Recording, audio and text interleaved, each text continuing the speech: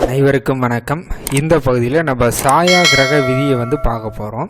நம்ம பயன்படுத்தக்கூடிய உண்மையான கேபி ஜோதிடத்தில் இந்த சாயா கிரக விதி அப்படின்றது ரொம்ப ஒரு மிக முக்கியமான ஒரு விஷயங்க.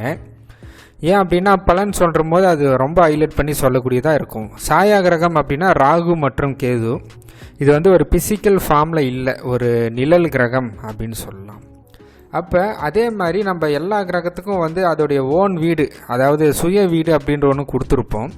ராகு மற்றும் கேது இந்த ரெண்டு கிரகத்துக்கு மட்டும் சுய வீடு அப்படின்றது கிடையாது. அதனால் என்னென்னா சுய வீடு இல்லாத இந்த ராகு கேதுக்கு மட்டும் சில ஸ்பெஷல் ரூல் இருக்குதுங்க. என்ன ரூல் அப்படின்னா, இந்த சாயா கிரகங்கள் மொத்தம் ஒரு 5 ரூல் இருக்குது. அந்த 5 ரூலை மட்டும் நான் சொல்கிறேன், நல்லா நோட் பண்ணிங்க. ரொம்ப ஒரு மிக முக்கியமான ஒரு விஷயம். சாயா கிரகங்கள் எந்த ராசியில் இருக்குதோ அந்த ராசி அதிபதியோடைய வேலையை செய்யும். இப்போ சாயா கிரகம்னா ராகு மற்றும் கேதுன்னு சொல்லியாச்சு. ராகு இங்கே கன்னி ராசியில் இருக்குது.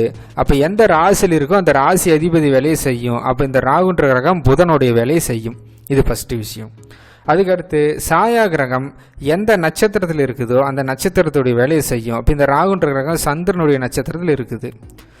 அப்போ ராகுன்ற கிரகம் சந்திரனாவும் செயல்படுவார். இது 2வது விதி.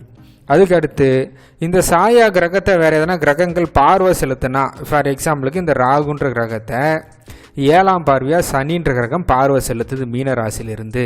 அப்போ ராகு சனியாகவும் செயல்படுவார். அதுக்கடுத்து இந்த ராகுவை செவ்வாய்ன்ற கிரகம் மிதுன ராசியிலிருந்து பார்வை செலுத்துது.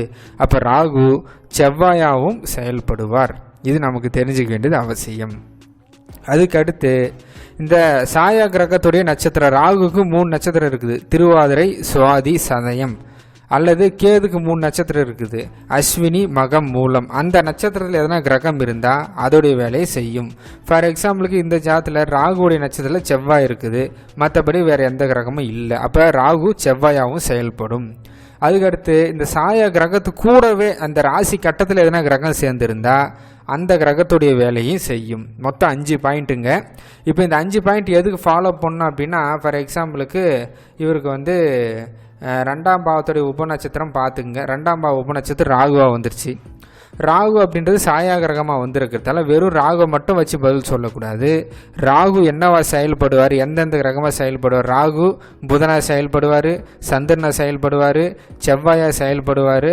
இந்த மாதிரி அமைப்புகள்லாம் இருக்கிறதால இந்த கிரகத்துடைய காம்பினேஷன்லாம் உள்ள லிங்க் பண்ணி தான் இவருடைய குடும்பஸ்தானம், இவருடைய கையிருப்பு பணம் எல்லாத்தையும் நம்ம உள்ள லிங்க் பண்ணி சொல்லணும். நன்றி, வணக்கம்.